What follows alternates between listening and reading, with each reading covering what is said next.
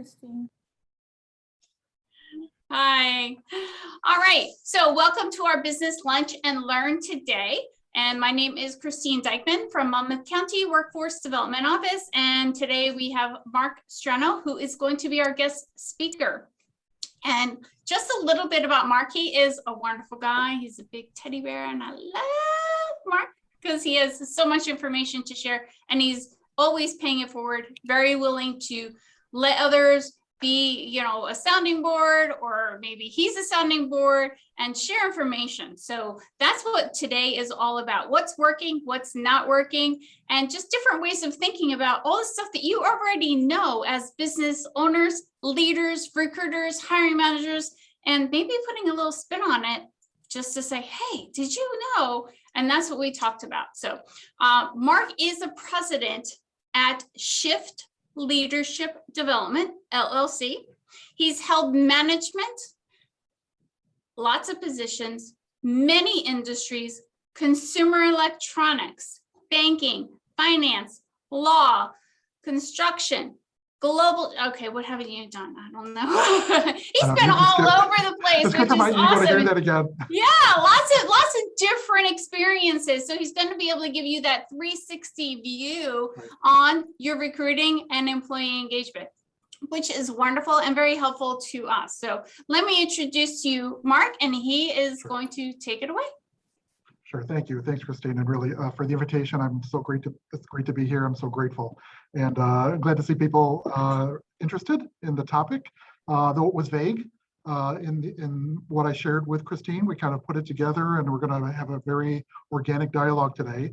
I brought a handful of slides here and a couple exercises or activities to make it different. I don't just have text on the screens. I like to play. If you've been, a couple of you have been to some of my presentations before, so you have a sense of my style. It's hopefully engaging, colorful, shiny, movement, and absolutely inviting questions and raise your hands and just questions and back and forth. And we'll have plenty of time, I think, at the end of this hour to do Q&A. Yeah, so I fed Christine my bio with 3 or 4 paragraphs, and again, it's not so much to tell you everything that I've done, but in the few words she shared, with the breadth of my experience, and of course my gray hair will tell you the depth of my experience in many industries and so many positions, coming up from just being a young banker with a red tie back in the day and suspenders when we were doing that, 3-piece suits, to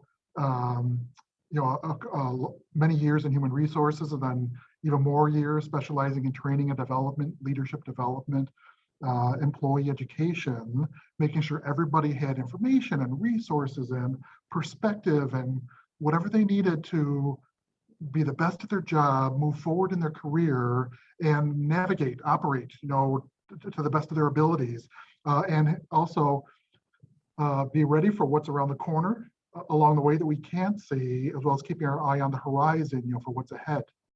So that's all kind of built into this too. And one of my mantras that I learned early on in my career was to be a steward of the organization, steward of leadership, but a champion of the employee.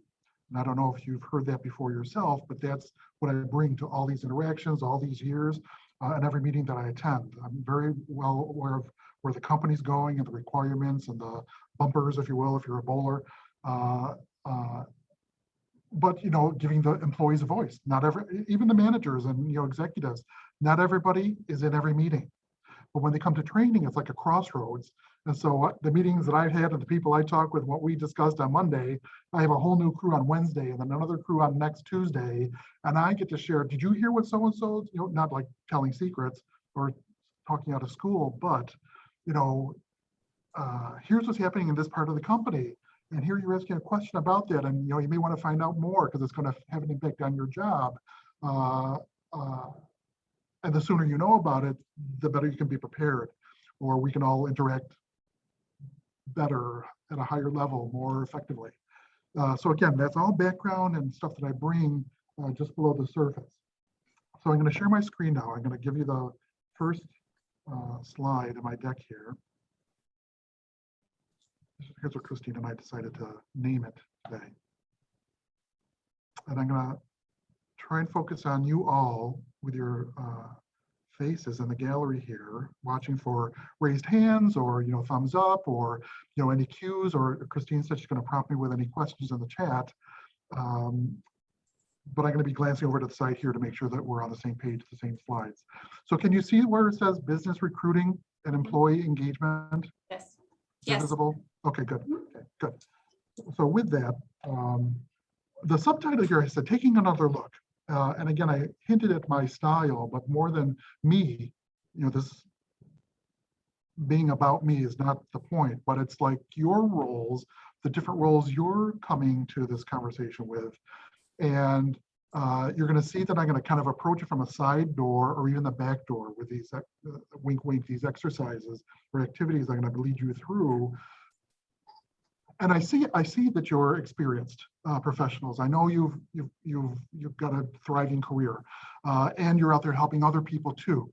So why I'm bringing what I bring to you today is to kind of dust off the cobwebs at some level, but give you maybe a new insight or different perspective in another way. And then hopefully that's something you can immediately, 1 o'clock, return to your desk or the phones and share with the people who you come into contact moving forward. So that's part of the design here. And then when we do have the discussion, I'm going to ask you to bring your job, your situations, your challenges into the conversation. So that's how I'm hoping we progress. So I'm just going to check on the decades on the call here. See this little black and white photo of this old, old school workplace. I'm going to just kind of mark the calendar here, mark history. Who on the call is here from pre-COVID? Who remembers pre-COVID? Let's see, pre-internet. Let's say no, pre-recession, pre-internet, business casual. Like how far back am I going, right? To these things. Who remembers pencil sharpeners and what those pink while you were out notepads? But in a modern, it looks completely different today. We operate completely different. We interact with each other completely different than we did even a decade ago, even a handful of years ago, given current politics, the economy, and the global scale of things that are happening to us. And then moving into the future, all of us are looking online. We're all engaged, much less having to worry about drive time and traffic, or picking and choosing what I can attend or what can I be a part of because of this online, this virtual engagement, but as well for our careers too, right? How has that had an impact, smoothing the playing field, giving us access, not only to resources, but to people and new discussions, new possibilities, new opportunities, all that. So for yourself, again, or as HR professionals, as hiring managers, or as recruiters, and I'm seeing my internet connection is unstable, so I'm going to try and slow down a little bit so we don't miss any words. Sorry about that internet connection. But here's looking. You're frozen. That wonderful internet connection. I don't know. You're frozen, Marc. I'm not sure if you need to sign off and sign back on again in order to, well, there you go. All right. Well, again, while we're waiting for Marc, there he is. He just needs to unmute himself. I'm back. Is everybody here? Is everybody else still here? It says that you're muted, but I can hear you. We're all here. Yeah, we're all here. How about now? Yeah. Can you hear me now? I can hear you. Okay. Yes. All right. It must be just my signal at the corner of the office I'm in. My new office here at a new employer is. It must be that technology just sometimes just doesn't work for us, and that's okay because we've all experienced that. Okay. Okay. So I'll just say. So hopefully he'll see to the chat that we can see him and hear him. Yes. Yes. Can you see that chat, Marc? That we can see you. We can hear, and you're gone again. Oh, and you're back. But you're muted. Oh, now you're not muted. Huh, who knew? Okay, how about now? Yes. Yeah. Yes. Now, can you hear me? Okay. Yes, please share your screen so that we can see more of those slides. I think you had a world map the last slide. Yeah. Thank you. Okay, how's that? I might be overloading my own system here. Okay, can you see that Just little map? says that not green? yet. We can't see it yet. It says started screen sharing, but can't see it yet.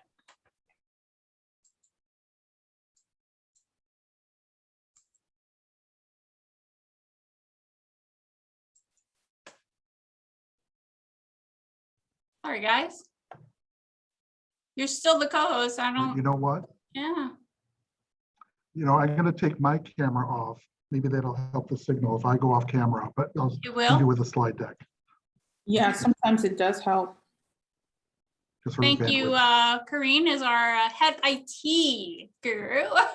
She knows all the IT tricks, so that's definitely a help. Thank you. Just in time today, I guess. Okay. I I'm can sorry, this see cannot- your slides, Marc. Good. Okay, so we'll carry on. I apologize for this technology. It's untested. So the idea with this map, are you hearing me now? Can you hear me and Yes. see the map? Mhm. Okay. So the idea with this experience, actually looking at this map, you probably recognize it upside down as global capture. And it's, for me, staring at it, knowing it's supposed to be another way with air quotes around that, it just leaves me uneasy.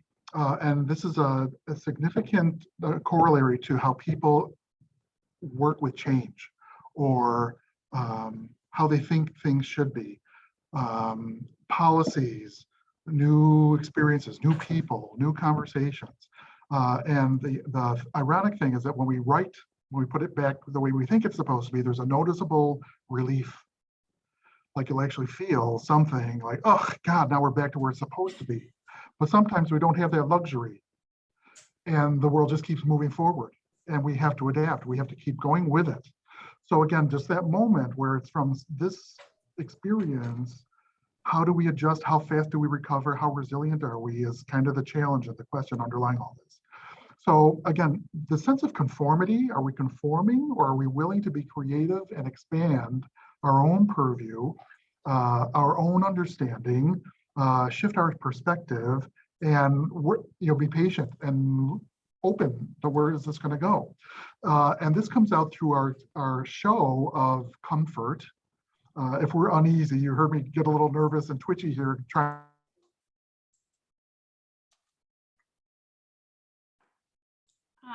You're out again, Marc. Let's try this one more time. And wow, I can see you. I just can't hear you, even though you're unmuted. Now you're muted. Karine, any tidbits for Marc? I think it's just my bandwidth here. There It you might go. be bandwidth, but maybe if you had the presentation, you could do the presentation for him. It would be less of a load on his computer. And also maybe close any other tabs or browsers that you have. Thank Yeah, you cut very it down to a much. minimum. Thanks, Karine. Yeah. Love those ideas. Okay. All right. So again, as I'm sounding sketchy and trying to adjust and sound smooth and recover easily, even right here in these moments, that's the skill that we need to develop as professionals and convey to our fellow professionals, this sense of tolerance and being able to suspend our, for me, stuckness or attachment to how things should be, how they're supposed to be, and not some other way, this new thing or this blip or hiccup that's happening. So on the ground, feet on the ground, in management positions, in moments of leadership or indecision or trying to sort things out, if anybody steps up, like why would somebody want to follow you? Like who are you in the moment? Who are you among this group? And that rises, you rise to the occasion by, and people recognize very, very readily your authenticity, how positive you are in trying to get through this or getting people together or reassuring them. And then that comes through too in your words and in your being empathetic, how you express yourself, how you include people, how open you are to, the next moment, so forth. And it's not an easy thing. And you know, if we're doing this by ourselves or just focused on my own next steps, is one thing. But when you've got people around you and others depending on you, and it's very complicated, there's work life and home life. And a lot of that times in the last 18 months or so, it's been more blurred, more combined, more challenging. And sometimes we try to compartmentalize or specialize or, you know, separate. Sometimes more successful, sometimes not so. But that's the challenge that we all have right in front of us. Now back to the workplace. I'm going to be switching gears here quickly between slides. But when I have done years of one particular presentation, and it's for professionals who are managers or corporate leaders or business owners, career professionals, I recognize or acknowledge who's in the room, whether they've got, you know, decades of experience in leadership or management, whether they've never been to college in a business school or MBA or even a management 101 seminar. I share with them the words of tried and true historical management models. Go into a little bit of the theory, but just so they understand the different perspectives of the popular reading and the academic stuff that's been taught in schools forever. And then we take a break because that's an earful. And then we come back and we talk about each person in their chair and their own situation, their own results, how we do business, how I conduct myself, what's up with my team. And am I producing the desired results more? Or am I still struggling and challenged, or we're having a difficult time producing less desired results? And compare and contrast that with, are we knowingly or even unknowingly using these principles that have borne out, or are we not using them? And I combine those four situations, those four elements into situations. For example, are we using them whether we know it or not? Like someone's going to say, okay, here's the deal. Let's try this. Let's do it this way because they have some sense of the logic or in their experience or in the input they're receiving, the feedback that they're getting, and hopefully pushing the scale, tipping the needle toward more desired results. Or are we using them and it's not working? So what is going on here in this department, this project, our workplace, that it's not working? And then when we don't use them, but now we know them, and in the discussion that we're having, we recognize them, we're still successful, but we're not using those models. We're not using any of those principles, but we're still being successful. What is it about our culture or the people or, you know, our history, our traditions, how we do business that we're operating so successfully? And the fourth situation is when we're not using them and we're not getting the results we want. And should we? Could we apply them? How could we make things different, turn things around if we apply them? Or if we are doing that, what resistance are we meeting? So this is all like a very robust conversation, and hopefully we'll be able to share some of this too in our own Q&A here this hour. And we'll hear, you know, I'm not going to share those academic models with you, but I'm going to hear from the little activity that's coming up, what is missing or where we're not hitting the mark, or what are the conversations that persist that make it a challenge? What is in the way, or where are we stuck? Where are people not willing to give up or compromise or meet halfway, even in the notion of that? I think you're right, Marc, because we are constantly bombarded with information, articles, books, and authors and subject matter experts on all different types of management and leadership. And they teach those four things, but they don't tell you what to do with those four things. And we might already be doing it, not know it. Right, exactly. And you know, the models and the theories come from research and observation of what does work. How do we produce desired results? What's going on there? And what do they have in common in those decades, those across the industries and across, you know, generations of people that have distilled into the theory?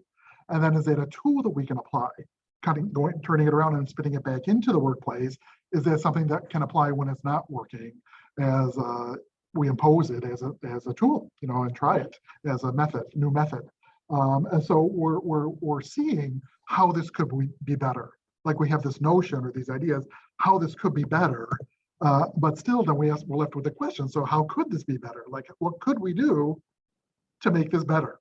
You know, again, this is for you specifically in your day-to-day activities, also for your businesses where you're working and the situations around you, and then also sharing or imparting this to the people in your orbit, people, you know, in your immediate circles, your, colleagues or people who you do business with outside of your company. So here's the exercise part, and this is going to be a little playful, and you may recognize some of the questions and images I'm going to share with you. 3 of them specifically. Some of them are old school. One of them you might not have seen ever. Maybe you've never seen any of these 3. But listen to the questions I'm asking. You overachievers, don't answer the question that I'm not asking. You'll give away the fun of this. So raise your hand or click on your thumbs up if you've seen this yellow image before, the object. Anybody seen this? It's actually an illusion. We're going to get to the illusion part, but what would you actually call this yellow object in the picture? It's, we can't see your screen. You cannot? Okay, hold on. No. Hold on, I'm coming back to you.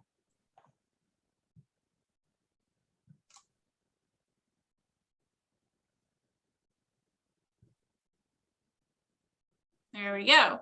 Now we can see the yellow object. Okay. You've been staring at my thumbnail for all this time? Yes. Okay, thanks for bearing with me. Yeah. Okay, that's all right. So anyway, so what is this yellow object? What would you call this if you saw it on a shelf or in a store? A chalice. Antique shop. Maybe that's because Yeah, chalice. What else? I would have said that. Yes. Okay. Uh-huh. Yep. Okay, Well, it could be a vase. Yeah, vase. Give me probably half a dozen things we could call this. What else would you call this? There are some planters Mm-hmm. that are shaped like that. Planter, nice. Okay, good. Yeah, absolutely. What else? I like that one. How about a candle holder?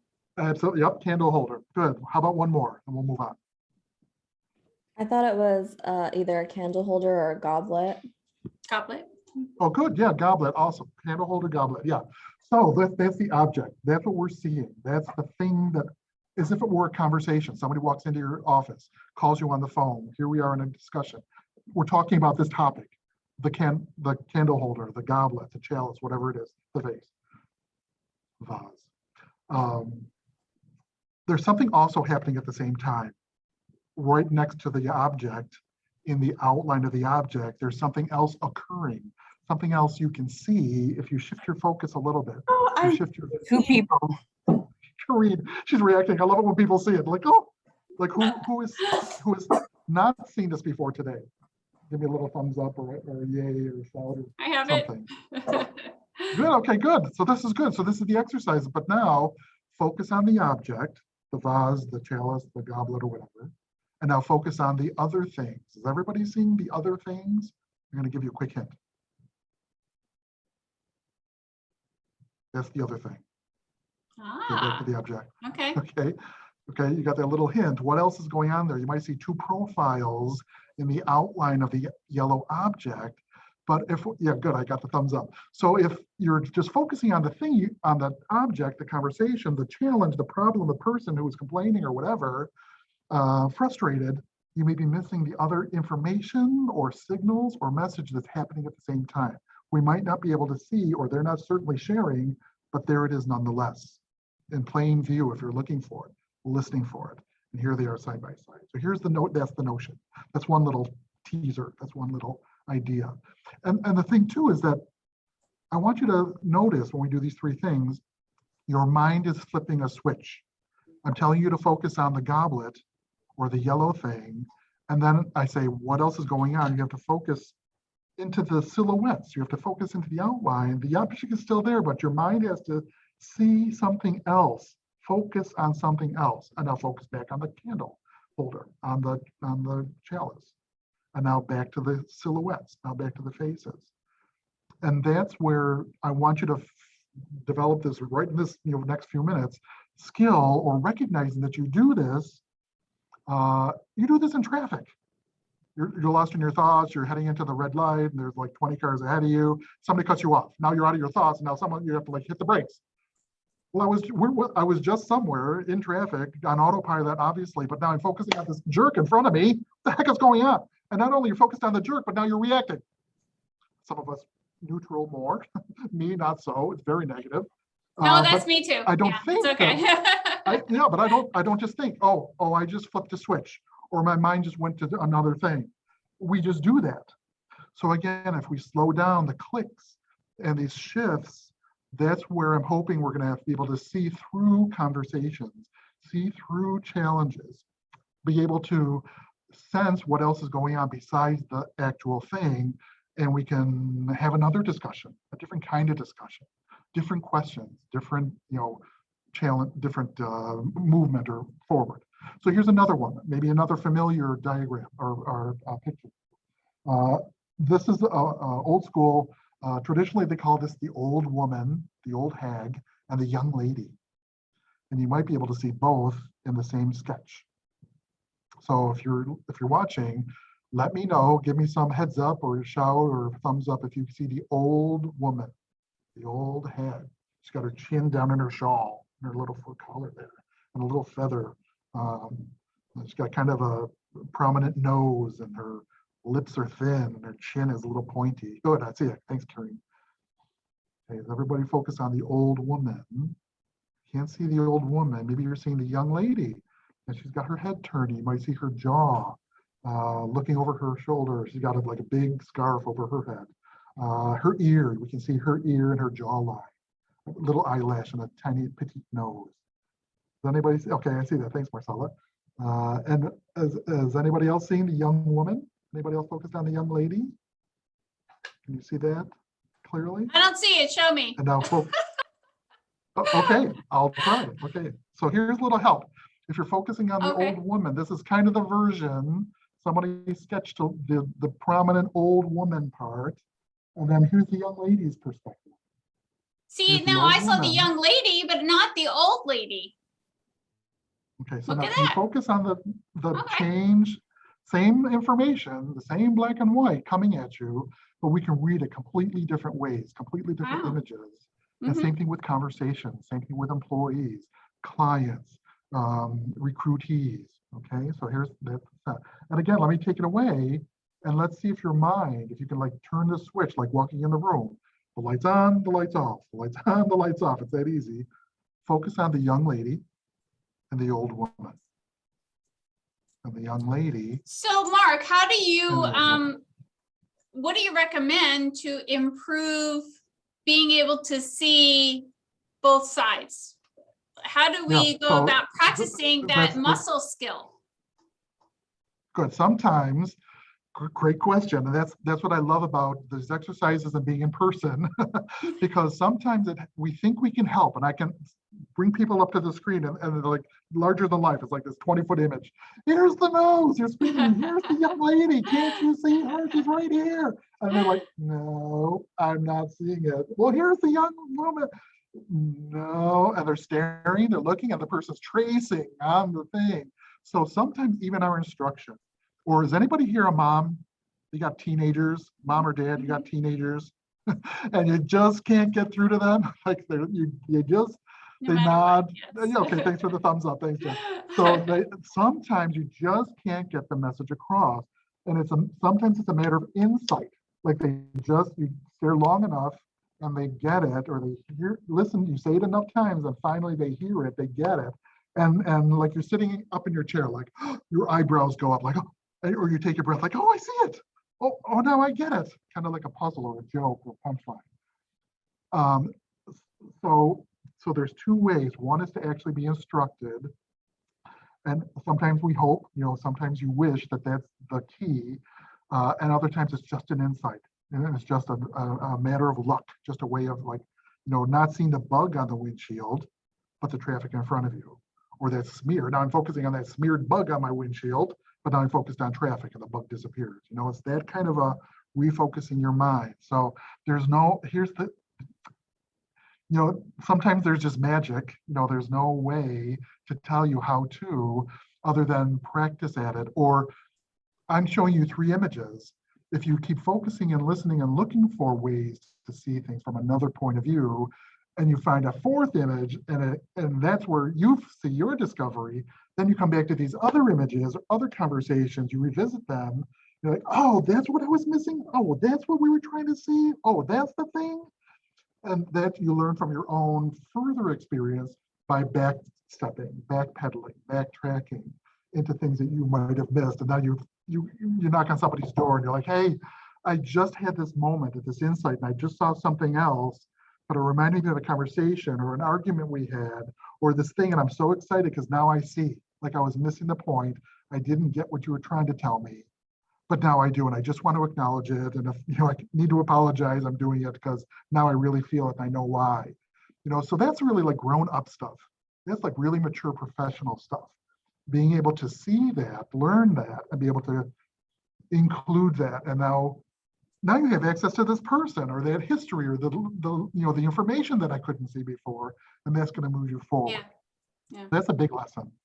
Here's the last and the third of the images. This is a cowboy cowgirl. I'm just going to call them a rancher on a horse, I think. I'm pretty sure, I don't know if it's a male or female horse, but in our politically correct world. Is the rider, the rancher, coming toward you into the screen, off the screen? Or are they riding into the sunset away? Are you seeing the back side of the horse, the back of the rider? Or are you seeing them come, with the sun behind them, and you're seeing them come through the gate into us?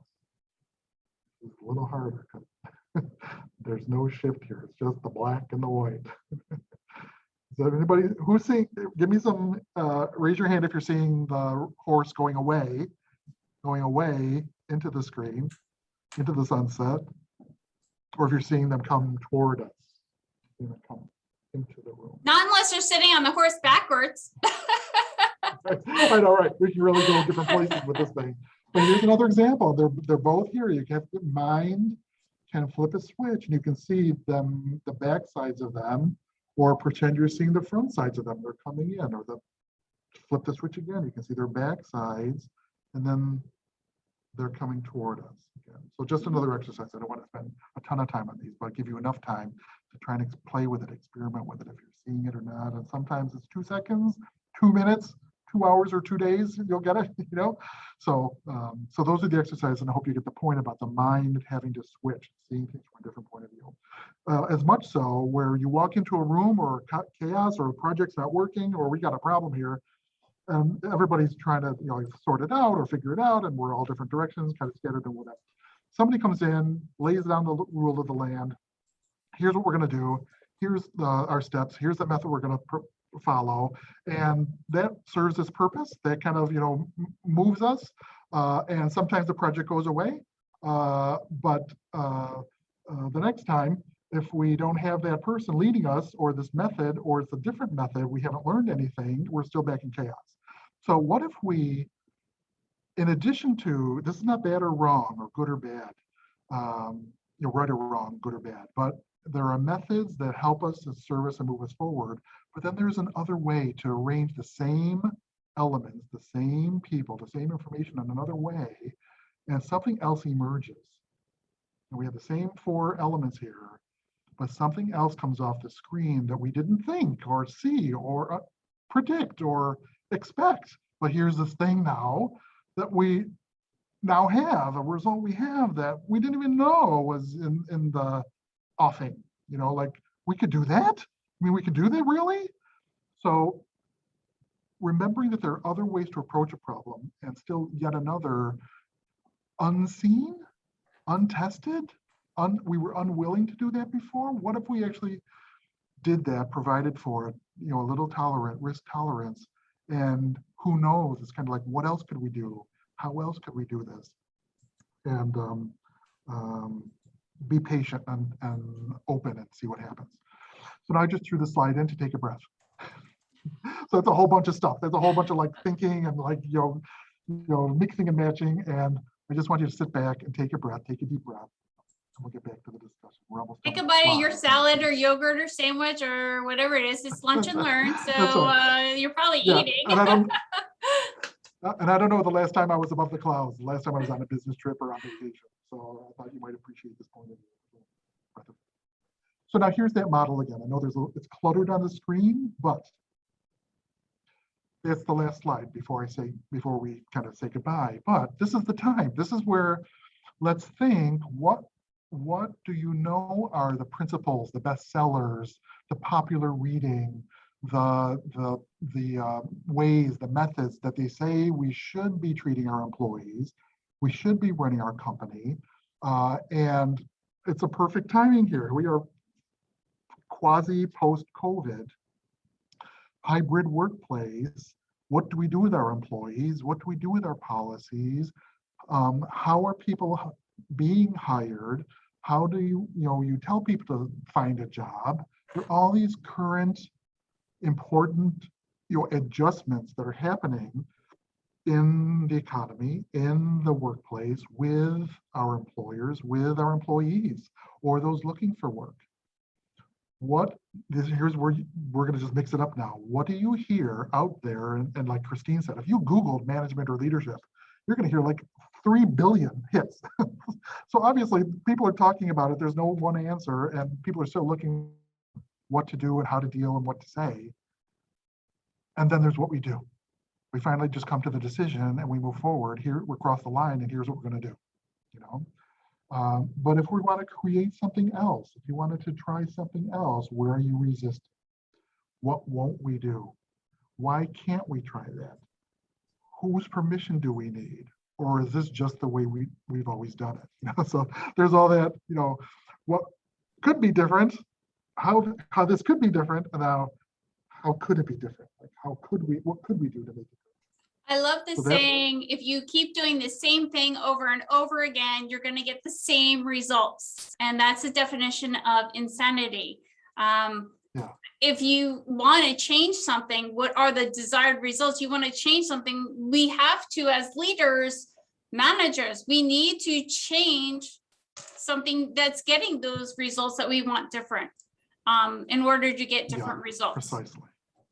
Yeah. Precisely. Now, in these first 30 minutes, I've stirred up the pot. I've thrown up and torn Thank you things very apart. much. You're welcome. And pulled things apart, right? So now let's try and put it back together. So would you walk away from this call in the status quo, or have you seen anything different, or do you appreciate another perspective where you didn't, at noon before 12 o'clock today, or is there a lesson you learned that you think, well, if I had the right circumstances, I'd try something different. I would do something else. So like, what are those right circumstances? How do we put it back together? Yeah, so how do we put it back together? What would you say? I'm turning it over to you now. I've mixed us up now. How would you all put it back together? What would you do if it were something new and different or better? I'll be quiet a moment.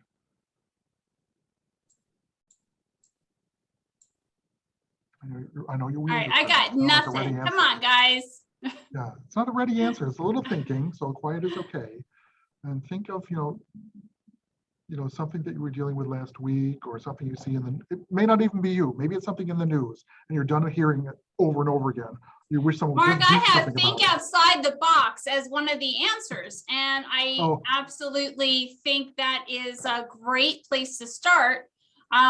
Everyone has a different box, so what would be your box that maybe somebody else said, hey, I never thought about that, sharing ideas and maybe giving them exposure to something new that would work for their company? What would that be?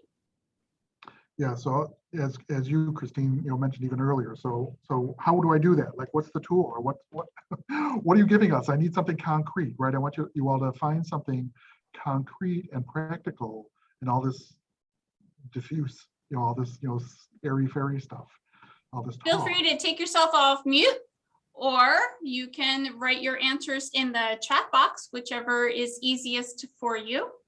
Yeah, and we can just say think outside the box, but then how do you do that? Go ahead, Jen. I know that's the thing, that's the way to go, but you bump up against the box, and that's another whole talk. But, go ahead, Jen. Jen's going to speak. Yeah, I just took a LinkedIn Live class right prior to this call, and it was about fostering a culture of belonging with remote teams. And I think like in a hybrid environment, in a remote environment, like that's critical. So I think it's connecting with people and engagement. So sharing like something you're personally grateful for and professionally grateful for is a way to like connect and get to know each other. Okay. Thank you, Jen. That's so great too. And that may not be a familiar or usual thing I do. I'm not in a grateful mode, or I don't acknowledge people a lot. And when I was in HR for years and we started doing the Great Place to Work stuff, annual surveys, and people took time to write comments, hundreds and hundreds of comments, and the HR reps who were in charge of the project were too busy to read the comments or tally them, collate them. Wow. And I said, well, can I take the reports and can I, look at it? Because I could take that and work this stuff into training, into, conversations. And the big thing that people were missing, apparently, from their managers or the workplace was gratitude. Like just a simple thank you would be nice from my boss. Hundreds of people said that, unrelated, different departments across the company, across the geography, across the operation. So it's not a familiar thing, but what if we got there? What if we put that in? What if we did do that? For me, that would be outside the box. Brilliant. Right. And then we don't know, like, what would happen? Like, what could come of that? How could people interact with me different or be, a stronger team? They're not today, and they would be tomorrow, because we started being, geez, thanks for what you did today. God, everybody, thanks for, today was a tough day. Thanks for, sticking with it. Some of you felt one way, some of you felt another way, but we made it at the end of the day. Customers were good. And, I hope tomorrow's a better day. I look forward to seeing you in the morning.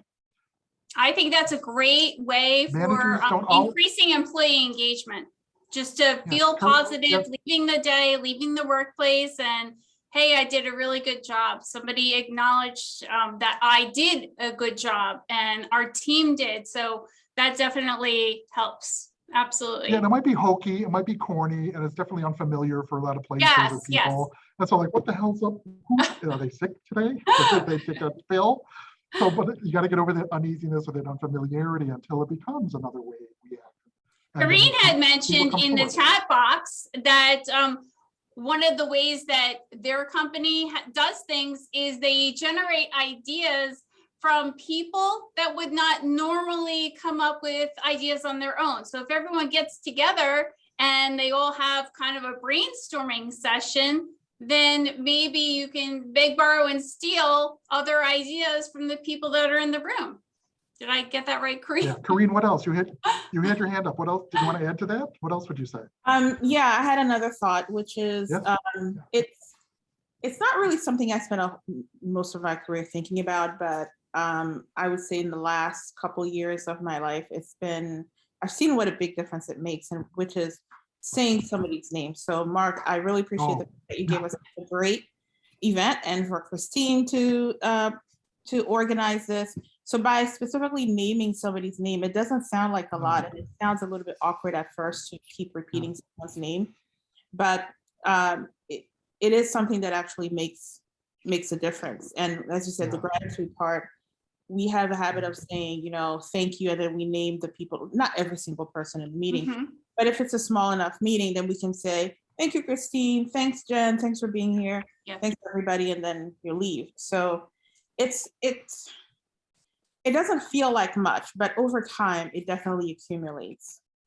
And you're right, because that's like thinking outside the box. Maybe something that you don't normally do, just incorporating bits and pieces to make yourself that better leader. And how hard was that? Just naming names. Yeah, because And again, sometimes you're in meetings and you can be in a huge meeting, Christine, and you don't feel as if anybody really notices you. Like you might have come and gone, and what difference would it have made? But if someone said your name, then you're like, oh, somebody noticed that I was here. Exactly. You got it. You got it. Absolutely. yeah. And again, it may not be a familiar habit, and it feels awkward, or you say their name in the wrong place, and so they're like, well, that was weird. And you can tell they're not accustomed, but again, people will know someone's trying to do something. And the real bonus, is if you just say thank you, Michelle, thank you, Jen, thank you, Marcella, go around the table. That says something. If you make eye contact, and people don't hear thank you enough, or in this situation, a lot. And so I want to think you can do a completely backdoor thank you. Like, I know you guys do a ton of stuff that nobody knows about that makes this plane fly, or you get our operation and you do a lot of, stuff that just got to get done, and we're all doing our own stuff. But I want to thank each and every one of you. And you might go around 10 people around the table. Thank you, Marc. Thank you, Christine. Thank you, Leslie. Thanks, Dawn. Thank you, Brian. For those things that we don't know you do, but you got to do, and you do them anyways. That's a thing. But if you do name each person, maybe a handful of people, with something specific they did, that's where they know you recognize, you've seen. It's not like this, go around the table and thank everybody, check, check, check, check, check. But really the value and the recognition. So great that you brought that in, Corinne. Thank you. Michelle, you had something to add? I was about to say, and excuse me, because there's construction going on in my house, so if you hear noise. I I was gonna say, don't as hear a human resource professional, we always forget the human side of things. Yes. Oh my So- gosh.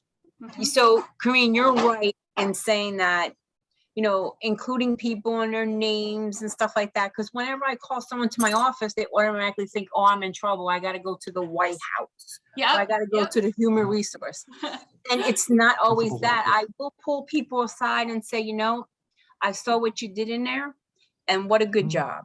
Mm. I've come into a place where I'm like 2.5 years into this new job.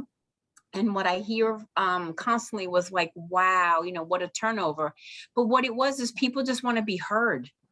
Yes. When there's confusion in the workplace or someone's complaining about somebody else, I always do a 24-hour rule and just take the information down. And I then say, think that's great. That 24-hour rule, just to decompress and just wrap your head around it before you, speak it out. took a lot of learning though. Mhm. This didn't come, right away. Yeah. Not that I've- knee-jerk reaction. No, I've learned to listen to the complaints. Here we go. I'm sorry. I've learned to listen to the complaints and then take out the emotion of, well, this one's always a problem child, right? Take that emotion out of it first and pretend it's two different people. And then what is the real issue? Mhm. What's Yeah, the so they're real seeing problem? something. They see some standard or expectation how this could be better, Right. but they're complaining that it's not. So what is the germ in there? Absolutely, Michelle, that's Yeah. awesome. Michelle, Yeah, it sounds like you've Mm. already got down that whole chalice versus the two people talking thing. Right. Yeah. I do, but I still have challenges. Mhm. I still have the challenges of getting the managers and let's say the workers away from that wall. Well, there's no connection. The connection is always lost. I still have lots of Mhm. challenges that I have to deal with, or maybe those certain employees that don't want to conform to what you're doing. It's not a conformity. I'm trying to create the teamwork. Yes. I'm just trying to do, and in this time, in this age, we have to do things differently. Mhm. So it's challenging right now. Hopefully I'll get word that we have a diversity and inclusion council that I Oh, awesome. put an application in for to really, that's what I'm trying to do. We have to learn how to do things differently. Being a recruiter, years ago, I used to go to a place where I knew they were doing layoffs and I would sit there and give applications and come, and this is how you get people. Nowadays, you can't do that, right? Right. Nowadays, it's really hard. So the thinking, as someone said, thinking outside of the box, absolutely. Absolutely. And I can't worry about how other people feel about it. I just have to do it. And the human resource, again, I can never say, even with my supervisors, I'm like, yeah, you shouldn't have said that, or you couldn't say this, or think about their feelings. Right. Right. The saying their names in my office, in our office. Hey, Mrs. Howard, hey, this, how are you doing? How are the kids? How's this? Okay, now and then you can get into business. I think just like Corinne said earlier, empathetic is her word of the day. I think empathetic should be HR's word every day.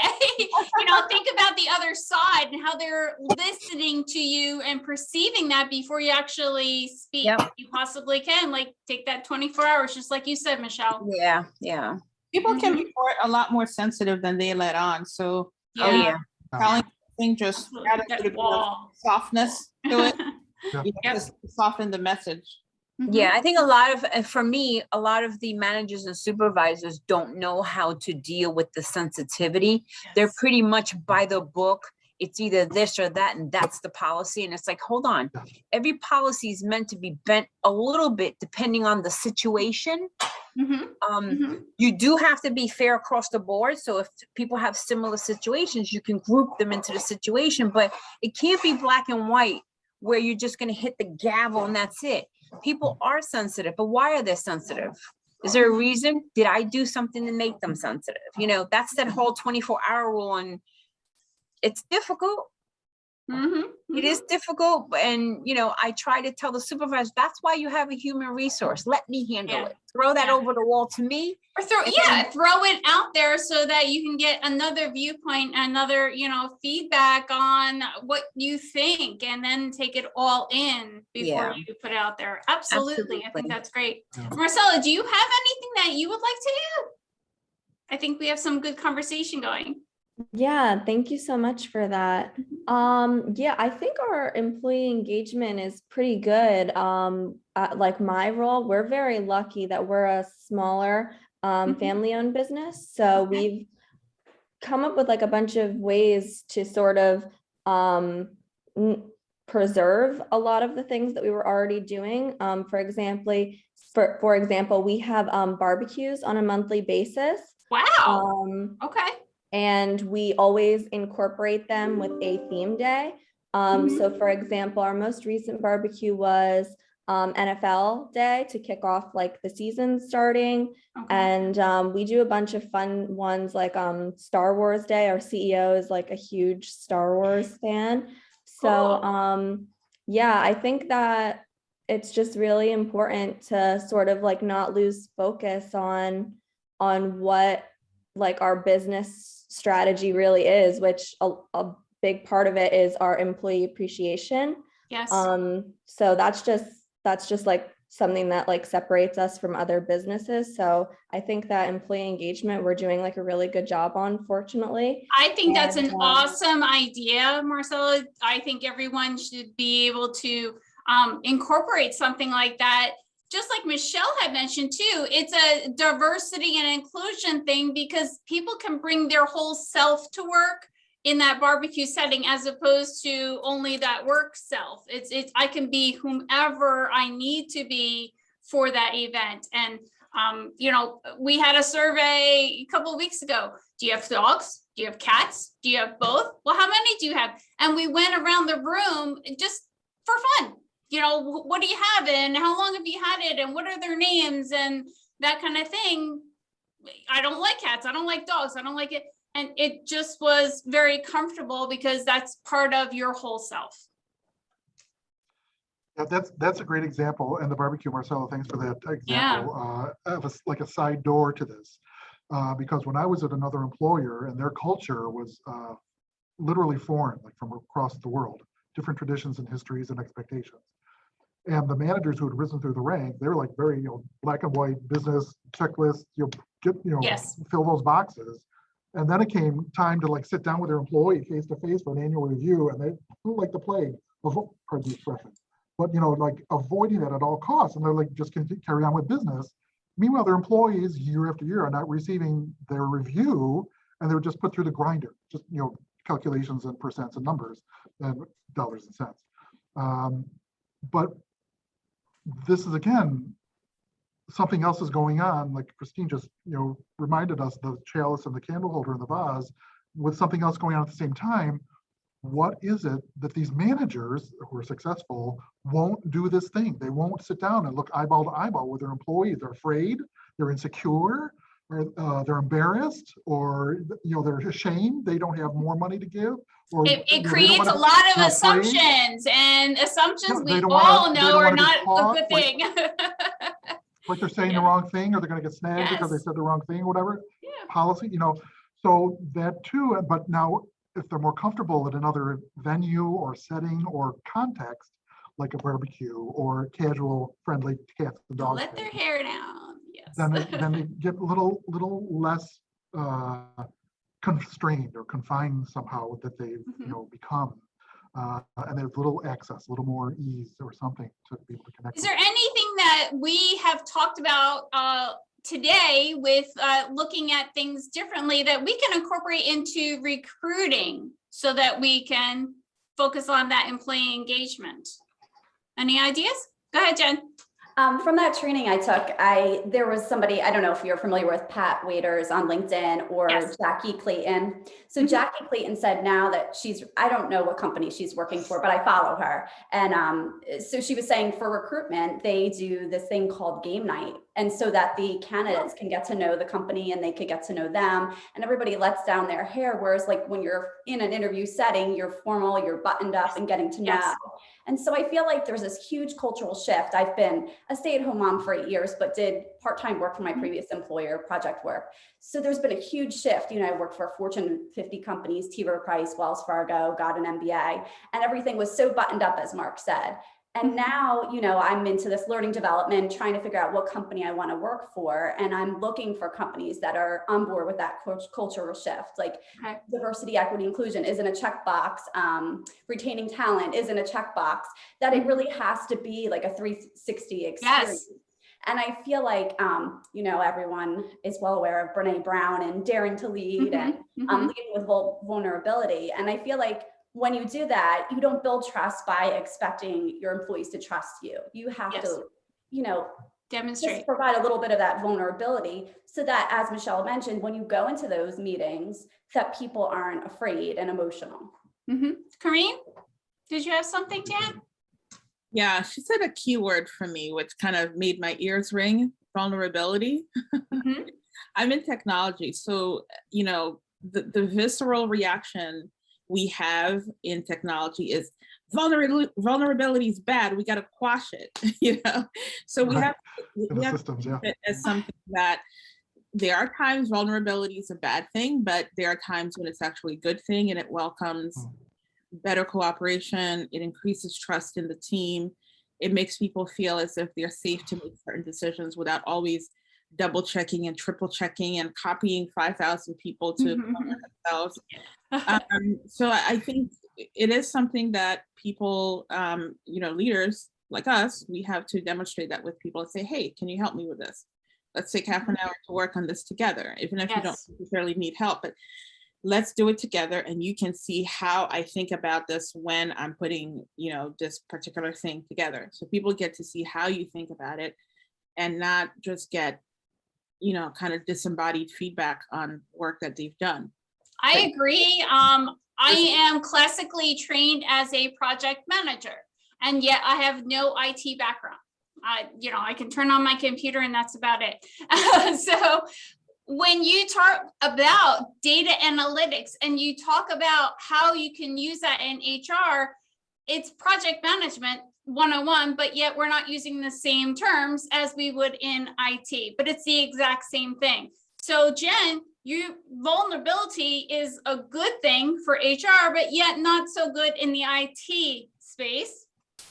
It means the same thing, but maybe different occupations and industries might mean a little tweak of what you already know, what you're bringing to the table, and how do you redefine the leadership qualities and the management qualities that you already know, you already have, they're ingrained in you for your chosen profession. Yeah, I agree with you completely. You know, my background, I was actually a business analyst, analytics and that kind of thing, and then also client relations. And so I feel like it really starts from the top, you know, down. It can't just start with HR. It has to be a strategic objective, that there has to be common language that everyone is comfortable with and everybody can use interchangeably, and everyone could be on board so that everyone will, you know, be able to feel that trust, and that vulnerability isn't a bad word. You know, it's actually a good thing. And so unless you're in IT.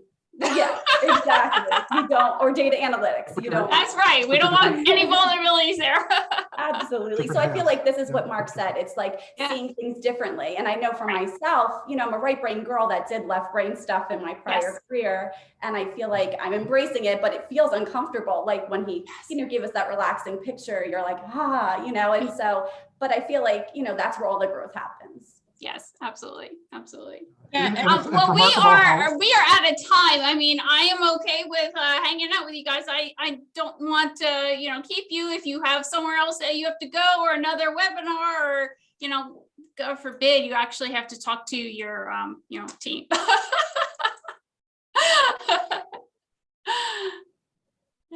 Anyone have anything to add? No, you're all on It mute. was really great. I thank you for inviting me, and hopefully we can have more of these, because I Yes. feel like as professionals, if we get together and put our thinking caps on, we can actually help each other. Absolutely. Being a recruiter, I still have, back in the day, all my contacts who will contact me and will say, hey, I know you're not in that role, but I know you helped me in the past. What can you do? And I still help people, even though I can't in my job. So I think it's really important to get together with people like this to uplift and move people on. And this is great. And I just hope that there's more of it. Kareem, we were just talking about that, weren't we? We get calls all the time. I know that's not your thing, but. Exactly. It's so funny. I just loved today's event. It's a small, intimate setting. I thought it was going to be tons and tons of people, and I got in. I'm like, oh, this is perfect. Yes. It And- is good. different, yeah. And I loved hearing everyone's opinions. I loved how, to Jen's point, that we can use different words for the same thing.